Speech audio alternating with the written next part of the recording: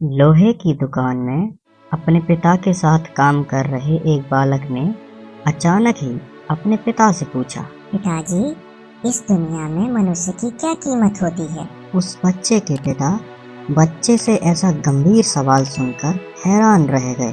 बेटा, एक मनुष्य की कीमत आंकना बहुत मुश्किल है, वो तो अनमोल है।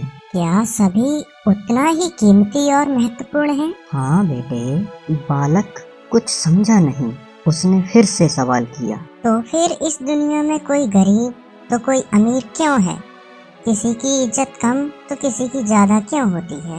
ये सुनकर उस बच्चे के पिता कुछ देर तक शांत रहे और फिर बालक से कोने में पड़ा एक लोहे का रॉड लाने को कहा।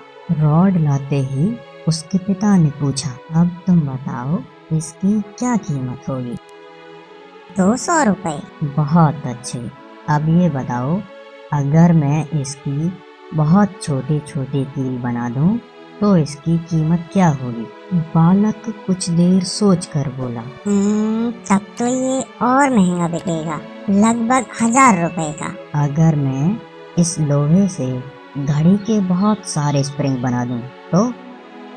बालक कुछ देर गिनती करता रहा और फिर एकदम से उत्साहित होकर बोला, तब तो इसकी कीमत बहुत ज्यादा हो जाएगी।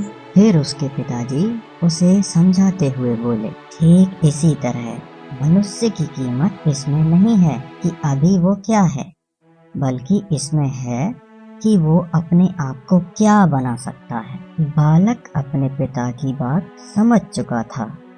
हम अक्सर अपनी सही कीमत आंकने में गलती कर देते हैं। हमारे अंदर हमेशा अथाह शक्ति होती है। हमारा जीवन हमेशा संभावनाओं से भरा होता है।